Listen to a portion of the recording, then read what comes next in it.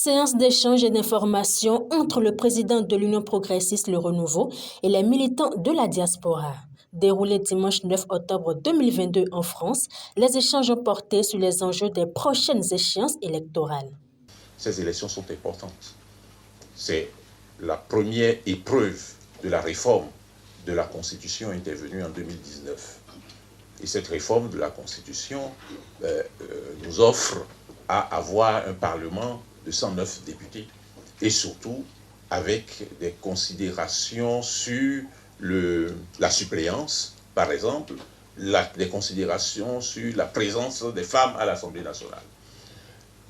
Mais surtout que ces élections de 2023 constituent l'annonce ou la préparation des échéances encore plus importantes en 2026.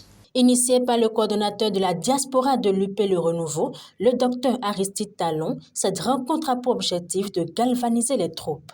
Nous faisons un travail déjà très avancé pour que la place de Paris, la place de la France, la place de l'Europe correspondent totalement à la philosophie qui est en développement en lien avec le PR de Le Renouveau.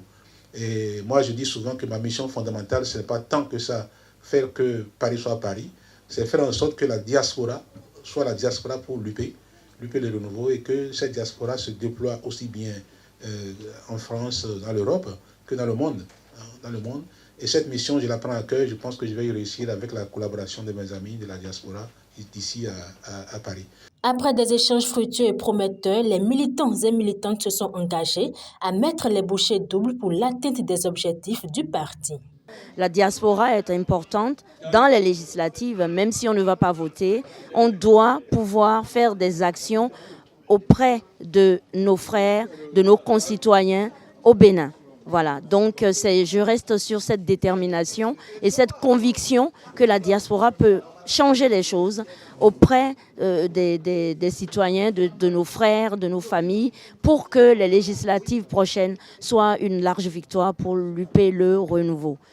Et donc l'objet de la rencontre, de l'échange avec le président Diogbenou aujourd'hui, nous a permis de nous dire que nous sommes vraiment sur la bonne voie et que, au-delà de cet aspect, l'ouverture d'esprit dont il fait preuve, son humilité et sa force de conviction qu'on voit à travers ses propos ne sont que des facteurs mobilisateurs pour la diaspora qui va l'accompagner, mais vraiment de plein pied.